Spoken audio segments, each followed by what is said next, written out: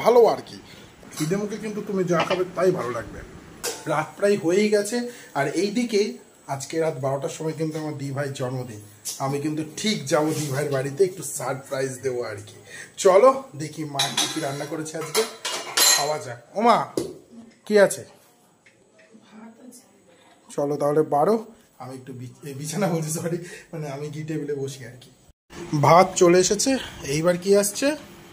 এইবার আসছে সে মোচা, দারুণ মোচা। চলো তাহলে মোচা দিয়ে ভাত দিয়ে মেখে মুখে নিয়ে খাওয়া যাক, কি বলো?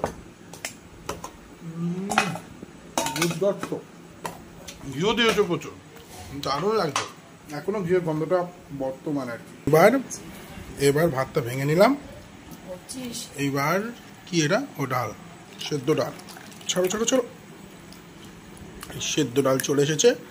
এবার সেদ্ধ ডাল দিয়ে মেখে মুখে নিয়ে সাথে হচ্ছে এই যে মোচা দিয়ে চলো খাওয়া যাক। দারুণ লাগে, সারাদিন পর না হেভি লাগে, মানে খিদেটা বেশি থাকে আর কি। খিদে মুখে কিন্তু তুমি যা খাবে তাই ভালো লাগবে।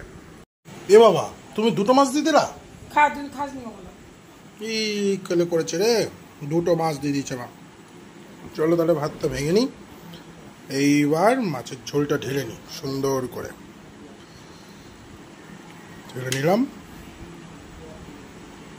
লেজা অ্যান্ড ভাজা। বাবা আজকে তো আমার কপাল মানে পোয়া ভালো আর কি, এত সুন্দর বড় বড় মাছ পাইছি, একেবারে সুন্দর করে পোয়া, সাংঘাতিক ভালো। চলো তাহলে একটুখানি মাছ ভেঙে নিই। বাবা মাছটা তো ফ্রেশ মনে হচ্ছে, ভালোই একদম। মাছটা দিয়ে বাবা কাটা পাটা সাংঘাতিক কাটা তো, মাছ দিয়ে চলো তাহলে খাওয়া যাক।